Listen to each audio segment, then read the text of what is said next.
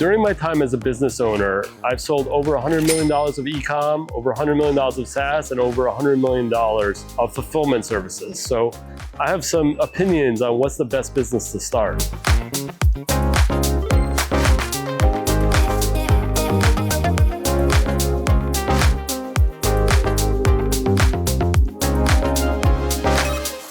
The great thing about eComm is it doesn't require any permission from anyone else. So I started my eComm business with $2,500 and was profitable in year one. And that's something you cannot do in B2B. So if I was in witness protection and had to start all over again, I would probably start in eComm. But I would pretty quickly move into B2B, because B2B requires that you have existing relationships, but also because you have existing relationship, it almost always compounds. So if you have one customer and they're happy, they'll almost always refer a second customer and then a third customer. And then your first customer comes back and they want some more services. And sometimes it's slow, sometimes it's fast. But B2B businesses, when they run well, always grow over time. A great way to get into B2B is starting with an eComm business. So the building I'm in now started as a supplement online retailer selling on Amazon and Shopify, and then grew with additional clients that wanted to use the service to be the substantial size business it is today. For SaaS, I hate the idea of starting by fundraising because it takes a lot of time, a lot of energy, and you have to give up a lot of equity. So I was fortunate where from my eComm business, I was able to put the first $1 million or so in to start the SaaS company.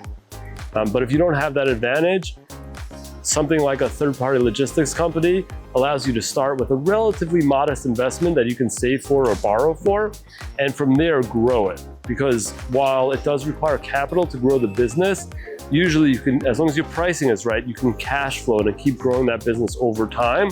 And again, unlike SaaS, where you really don't get any free cash flow for a long time, in a typical business-to-business servicing business like a 3PL, you get cash flow usually in year one or year two. So you can make a living at it and continue to grow, say 40% a year without requiring additional outside capital.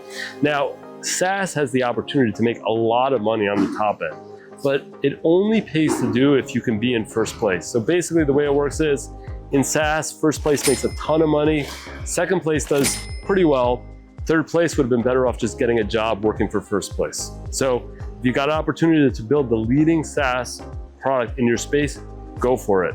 If you really don't think that's possible because you're too late or you don't have enough money, or you don't have the ambition to build something that large, I know there's the whole solopreneur myth. Yeah, I consider it, but I really don't see a lot of success by creating your own solopreneur SaaS business.